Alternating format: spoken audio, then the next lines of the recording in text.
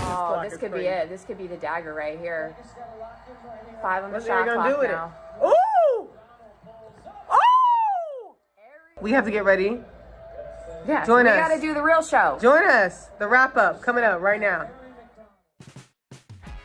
Oh, yes. Good times always to be had on Thursdays in the W. We were reacting to Ari McDonald, a step back 3 as the Fever get a big win. Hello and welcome to the wrap-up presented by AT&T. My name is Maria Marino. Happy to be alongside the Ari Chambers. I mean, I'm the wrong pronunciation tonight because if I'm Ari McDonald, that nasty step back, I'm like, whoo! I can bask in that glory, honey. Yes, so 3-game slate tonight. We're going to get into all of it, but we're going to do some other stuff, fun stuff later on as well. Some myth busting. We got to bust some myths. Also, Hoopy Awards. I love an award. We're giving out awards. We're pretty much... You get a Hoopy. You get a Hoopy. Yeah. But only 4 y'all get Pretty Hoopies. much midway point of the season. So it's a good time to go over, what your awards will be at this point in the season. So we are going to do that. But in honor of the Fever and Stranger Things night... With fire uniforms, by the way. We got to talk about some strange things that happened in the game against the Aces. And I would say it was a pretty strange thing that Becky Hammon pulled her starters about 4 minutes into the game. The Fever led 12-6 early. Becky Hammon, she didn't look too happy after the game either. The thing about Becky Hammon is she wants to coach effort. And when she feels like she doesn't care who's on the roster as long as you give forth 100%. If she sees that you're not giving 100%, you got to come out the game. And she doesn't discriminate with that. So when you're lagging behind, and this is a team that was on a 3-game winning streak going into the night. You have A'ja Wilson that's on a 20-point double-double streak going into the night. The expectation is a little different from the beginning of the year, right? They have been uncharacteristic at the first half, then kind of got it together going into All-Star break. So you want to turn that around and make people believers again. So when you have your starters who aren't performing, it's bench time for you. Yeah, absolutely. And this was a real disappointing loss for them. I mean, they're neck and neck with the Fever in the standings. Also, there was a tiebreaker on the line in this one. They had split the first 2 meetings. So now, with playoff positioning down the stretch of the season, this one could come back to haunt the Aces. Yeah, these implications were on the line with if it does come down neck to neck. But they're pretty equally yoked right now. The Fever got significantly better year over year. The Aces, they're struggling to find the dominance that they've had in the past. And so when I look at this loss, if I'm Becky Hammon and the Aces, I'm not like, oh, this is the most devastating loss, but you want to make sure you have the competitive edge going into that latter part of the season so that you can have the confidence going into the playoff runs that they want to do. So they're trying to stack it up. They're trying to be there. I mean, it's funny because when I look at the Aces, I have conventionally thought that they were lacking in the post alongside A'ja. They acquired Alyssa Smith, and they clearly thought that it was a very strong investment because they traded a first-round pick for her. Right, and they don't get another first-round pick for I don't think another 3 years. And so they took a major bet on that, and then the Aces were dominating in the paint in the first half, and I think that they actually won the paint battle by the end of the game. But the Fever still brought something additional to help them get the edge. Well, look, I don't want to, take attention away from the Fever, but for a second here, I do want to talk about what is going on with the Aces because they just don't look like themselves. I mean, you mentioned going into the season. Yeah. Definitely we're lacking some of that front court depth. I mean, the back court, the loss of Kelsey Plum, you get Jewel Lloyd in there. What is the deal with them? The Aces need to find the rhythm and the consistency of the backcourt. They don't have necessarily a reliable guard combo to help accent A'ja Wilson. They don't have night after night somebody that that you can depend on. The dependability is where I'm struggling to find for their guard position right now. Yeah, and don't get me wrong, both of these teams have been inconsistent thus far. It's just surprising to me when you see a team that has A'ja Wilson on it and being this inconsistent. Like, that doesn't jive with me. But you know what? A'ja said it best at the beginning of the season. She said, we have created such strong narratives about the dominance of the Aces program since we've gone to Vegas, and that is the expectation. It is very difficult to stay at the tippy top. I'm talking about back-to-back you're talking about back-to-back championship team, right? And somebody who's been consistently semifinals and beyond. So that standard alone, it's impossible to uphold throughout the entire tenure, especially in a league so competitive as the WNBA, and especially in a league that has the room to make the offseason moves that they did. Now, the front office, obviously, there was some stagnation, and they wanted to make some changes within the staff of it to shake some things up. But I don't think that the moves on the offseason were to Aces' benefit as much as other teams were.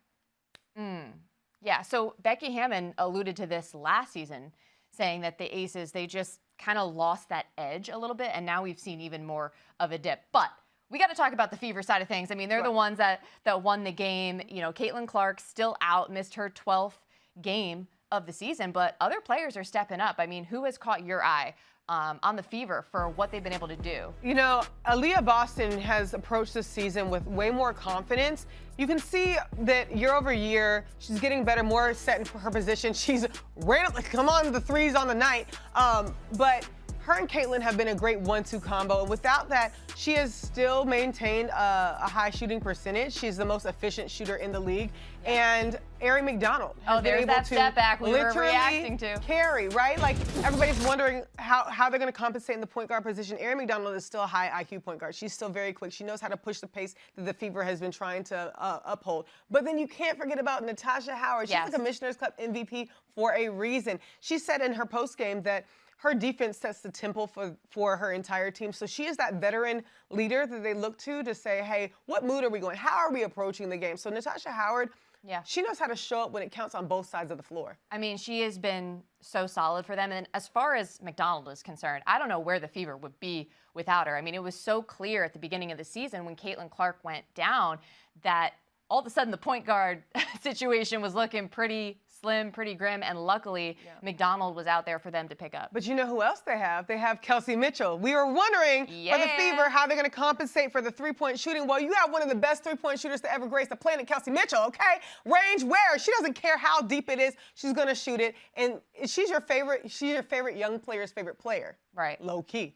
Look at her. Absolutely. Well, I mean, Kelsey Mitchell's just so fun to watch, so quick. I mean, virtually unguardable when she gets out in the open floor. But, you know, the Fever, when all is said and done, when you look at the season, they're just over 500 now. And it's just crazy because last year they were a 500 team. And you were really expecting this season to be like a major jump. There's still time. You know, I think that as these players get more chemistry and they've just continued to learn to play without Caitlin, who was such a central part of everything that they do, this is great experience for them down the stretch, and I wouldn't be surprised if they take off. I mean, they've had a lot of moving pieces, whether it's injury, player shifting, acquiring players through hardship, acquiring players through rest of season contract. It's very difficult to maintain a winning atmosphere with all of that movement, and especially when the rock of your program is out. But they have rallied around each other and said, hey, it's kind of like the chip that they want to play under.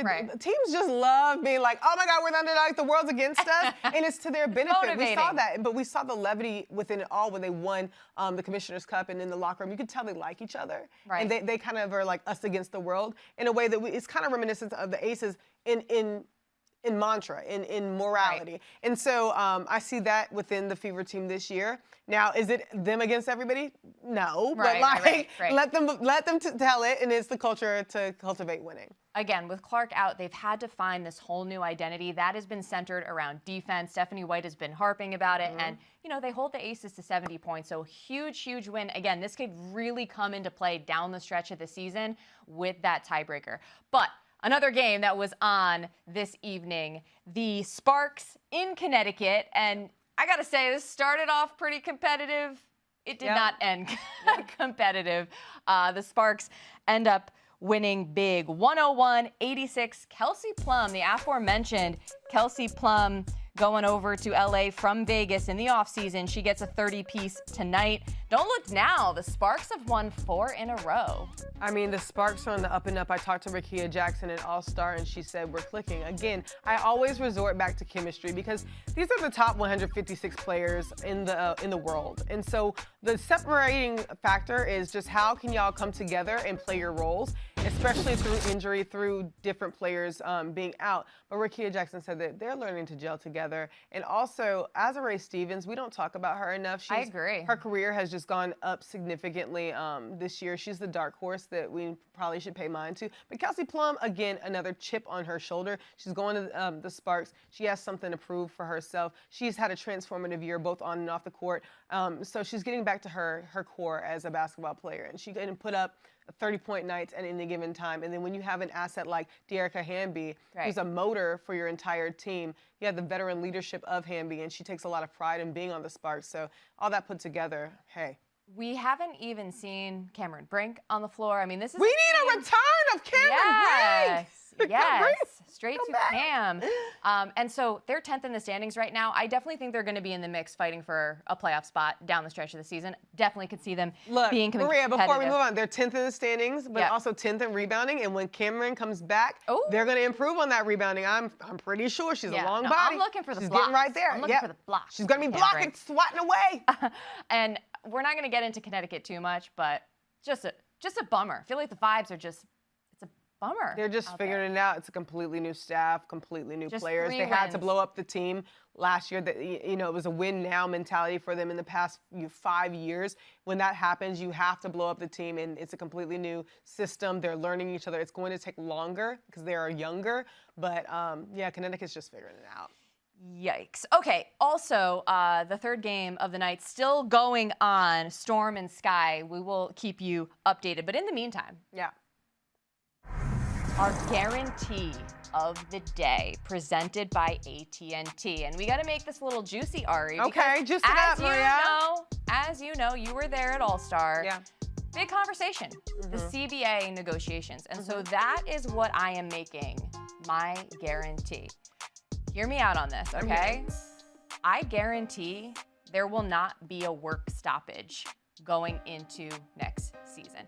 A lot of people are afraid there's going to be a lockout, right? Because we know these CBA negotiations have been a little testy.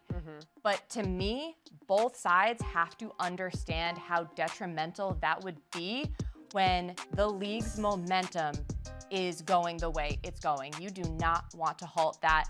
Now, technically, there is a deadline of October 31st for this negotiation to be complete. The last time we saw a CBA, which was early 2020, it was January by the time they got there. I don't care when they get to it, as long as it's prior to the season. I don't want to see a lockout. I don't think it's going to happen. I just think both sides are going to understand that they have to come to a compromise before that. And it's beyond understanding. It's a matter of respect. Yes, we are within the 100-day window. However, both sides know the value of that women's sports has right now. Just like you said, the value proposition is there. You can see with the investment, you can see with the valuation, you can see with the stands, you can see by the viewership. You can see that it's all coming together as one, and it would be detrimental to the league if they stop. However, there's under no circumstance is either party gonna allow it to happen, but the players are firmly standing beside the fact that they want what they want. Yes. Well, look, the players have more leverage than they have ever had, and let's be honest about it. I think these players have had to, throughout their careers and historically throughout, you know, the league since its inception, these players have had to fight to not be taken advantage of. They've had to fight to show their value. They haven't always been given a fair shake. This is something I really admire about women's athletes, right? They not only are expected to be the best at their craft, they are also expected to advocate for themselves. That's historically what's had to happen.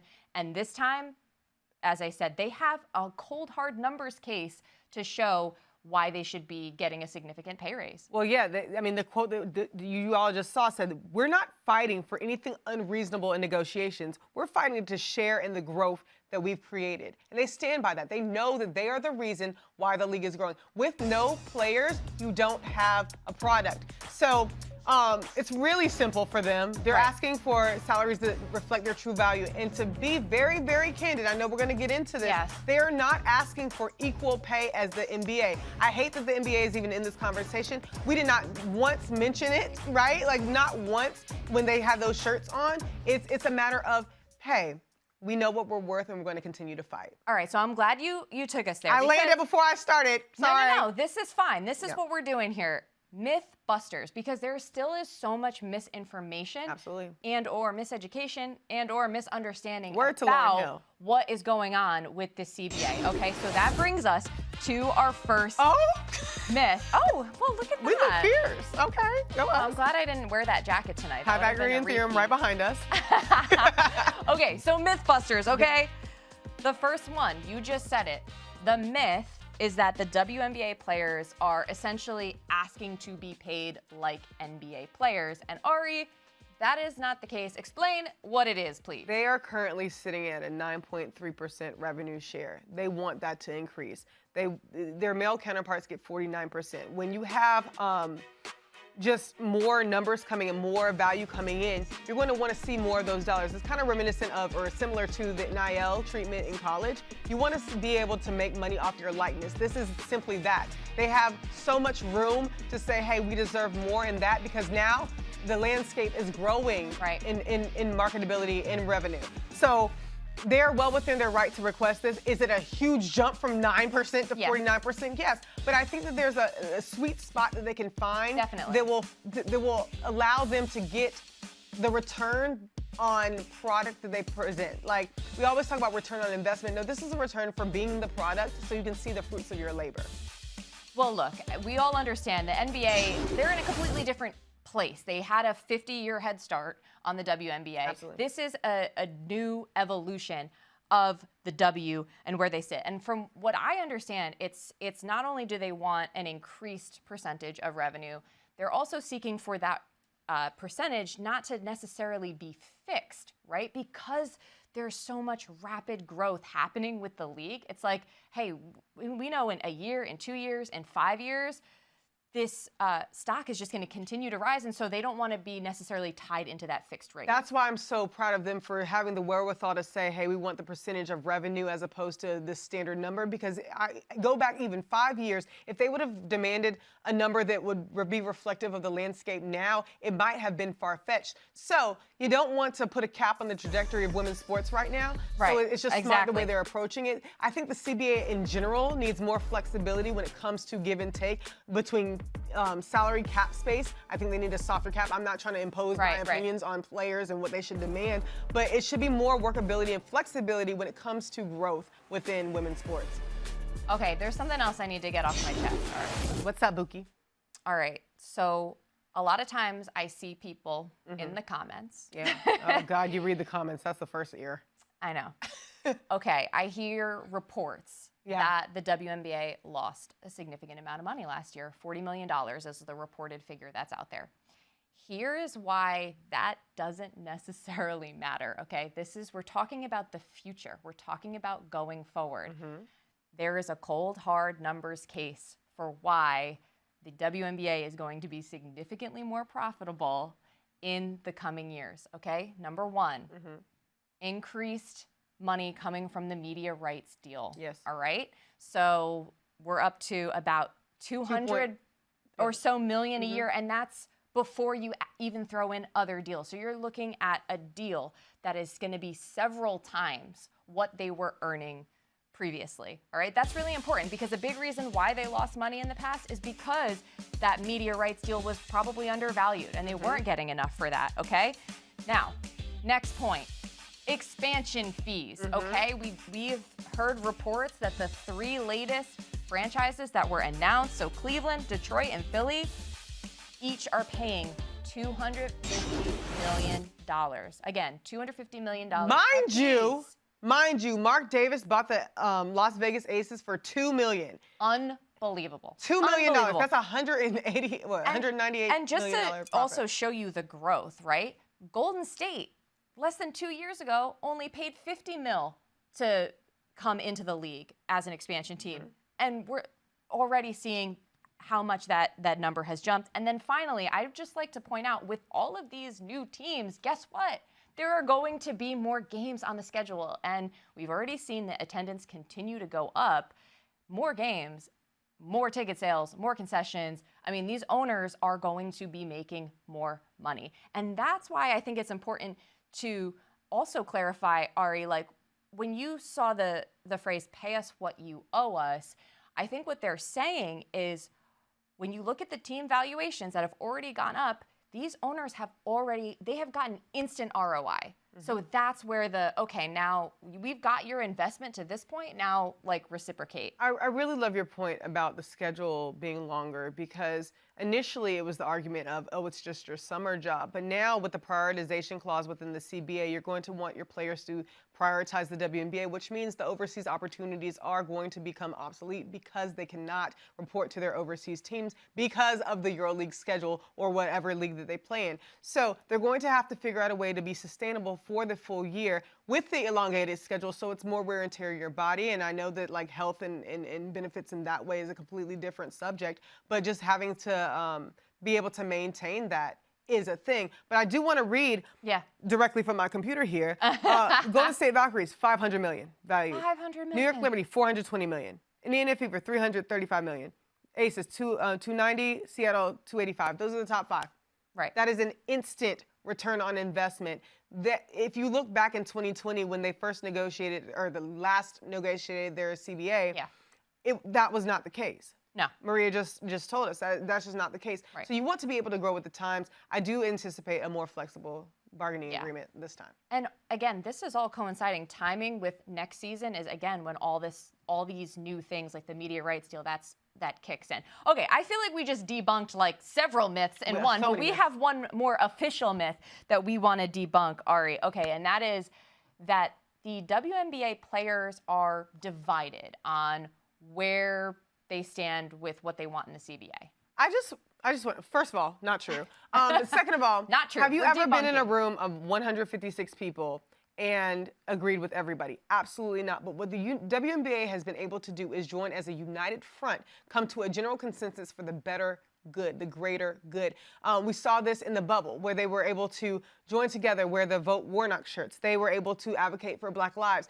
I remember they were contemplating a sit out during that time. And you had on one side, NECA saying, no, we need to play because, we can't afford a lockout. Or Courtney Williams say, I have my family to feed, I have to play this game. And you have others saying, no, my humanity is on the line, I have to stand for something. But they were able to come together and come up with this beautiful display. So they are no stranger to joining together on the front lines and being able to make a bold statement. It's all about bold collective statements. This is not a divisive thing, whether or not they want to be paid more. They want to be paid what they're worth, and what they're worth is designed by how they discuss in the meetings. There are 40 players that came into a meeting during All-Stars. Some of them turned down paid appearances to be there. Some of them canceled their vacation plans. They're all bought into this whole fact that we need to advocate for ourselves. But when you advocate for yourself as a player, as a human within this league, they're all employees. They can come to as a united front because they know that they're stronger together. And they have made that statement very clear. Yeah, we might have small disagreements, but we come together when the time matters. So, can I be honest? I feel like part of why this myth even sort of came up was just sort of misunderstanding or misconstruing what Kelsey Plum had said in the postgame presser after All-Star Game. Let's hear what she had to say just to sort of recap what that was. But the T-shirt, just united front, was determined this morning that we had a meeting for. And, not to tattletale, but 0 members of Team Clark were very present for that. But no, we were just... We had a very... that really needed to be mentioned. I'm trying to make a situation light, okay? Okay, so first off, I just want to say, Kelsey tried to explain herself right there just by saying, I'm trying to make the situation light. She was trying to basically joke around Ari, and it just didn't land. Kelsey Plum is the funniest person on the planet because she has such dry humor. It was funny because her team, Team Collier, was noticeably the ones that were outside during All-Star, and she was trying to be like, oh no, we made it there, like where were y'all? But it was just an early meeting. They all came together. They were all participating in the initial meeting. Right. It was fine. Everybody's fine. Is everybody okay? Yeah. They are. It's literally fine. They came together, they made the shirts, it's fine.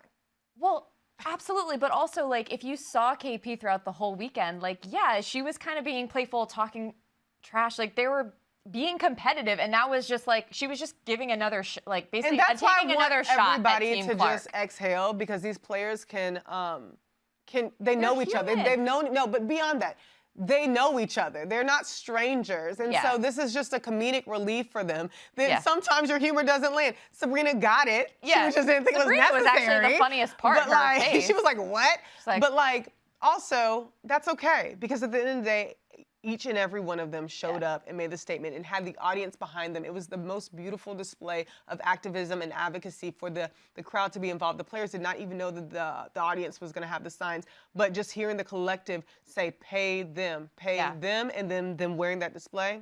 And then Brittany Sykes behind with the sign. I don't know.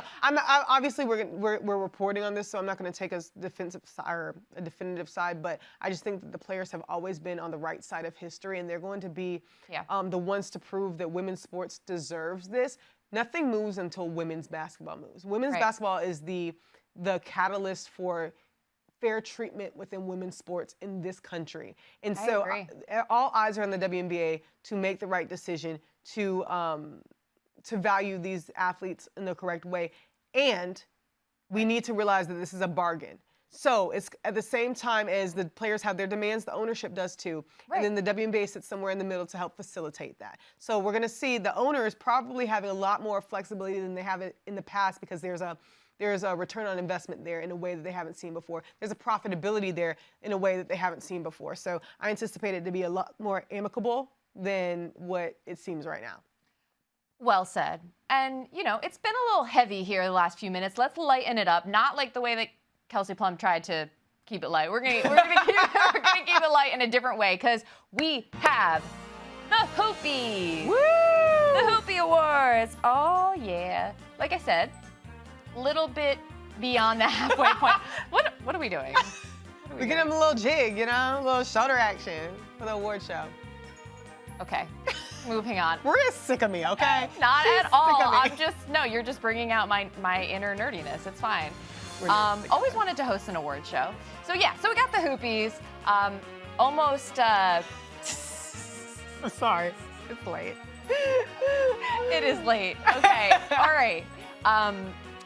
Awards. Yeah. Let's talk about it. You picked the awards.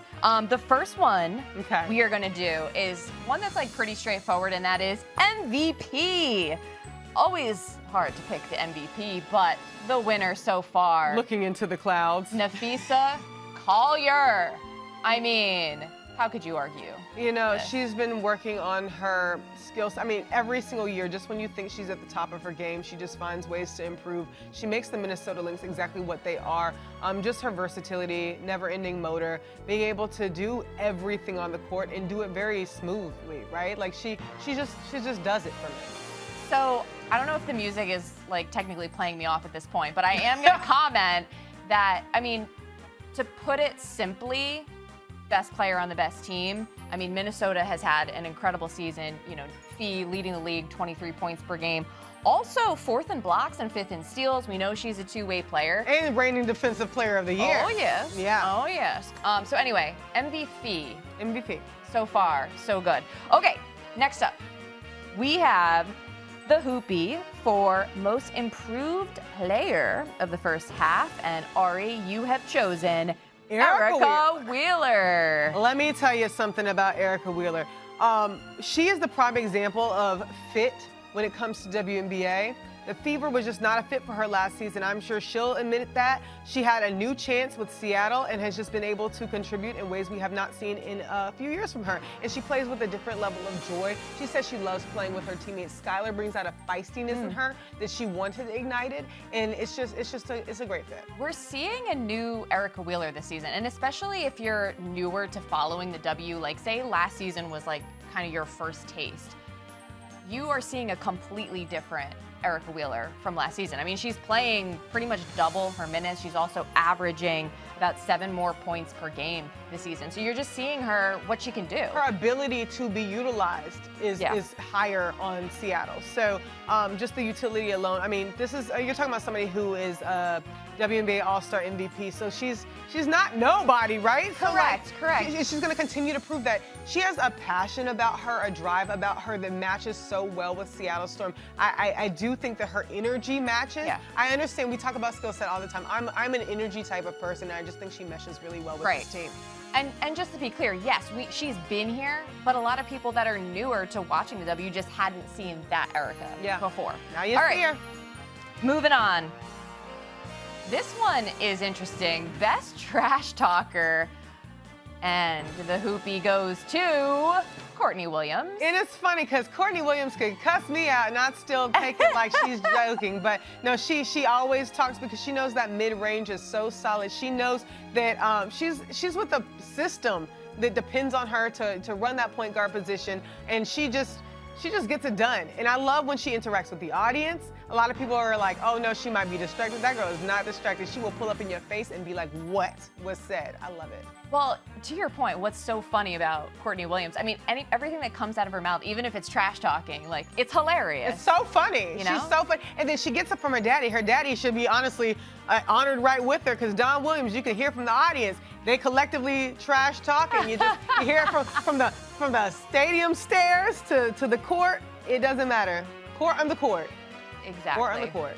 No, she's been hilarious. But speaking of, we gotta turn the page now to our final Hoopy that we are giving out tonight, and that is Entertainer of the Year, but maybe not who you would expect. So typically, I would have gone Stud Buds because, you know, they carried us through All-Star, but Skylar Diggins is quite possibly the funniest person on the planet. Everything she does is so entertaining. You watch the theatrics of it, and it comes from her playing with passion, but just her emotions, she cannot hide them to save her life. Her hand signals, just the way she just dances and celebrates. She is so entertaining to watch. And her basketball, her quality of basketball looks like effort, possession after possession. Are you not entertained by Skylar Diggins? I love it because you're taking it more to on the court versus, you know, Stud Buds, hilarious, more off the court. And shout out to Cindy Colson and Teresa Plaisant's new podcast. Love that too, the OG entertainers. The W players are just, they just have so more fun. They just have so much fun. Listen, that's gonna do it for our show. Wait, before. What Hoopy would you get? What Hoopy would I get? Yeah. I don't know. Best new host? My I don't know. point guard! I'll That's take PG, it. baby. I'll take it. What about you? What would you get? I'm right in the entertainment sector. I mean, you're the coolest. I'm the vibe. You're like, I'm the vibe. you know, I talked to Rakia Jackson, and you know, I talked to fair, all it's these my players. job. I mean, she knows all. Yeah, but fair, she it's knows my all job the to talk players. to I mean, she's too cool. Okay, we said we were going to update you on the last game of the night, so let's take a look at what happened here. Whew. Well, it was a blowout. That's what happens when Angel Reese and Ariel Atkins are out and Seattle's clicking. So yeah, unfortunately, going into this one, you knew that the Storm were going to be kind of on the revenge tour after dropping one to Dallas, and then, as you mentioned, just the sky riddled with injuries. No Reese, no Atkins. This is kind of what you would expect. So the final score there, 95-57 in favor of Seattle, who gets the bounce back. Yeah. And Ari, this has been fun. I'm glad I could do this with you. Oh my God, my PG. Are we about to sign out? Oh, for Ari Chambers, I am Maria Marino. Thank you so much for watching the wrap-up presented by AT&T.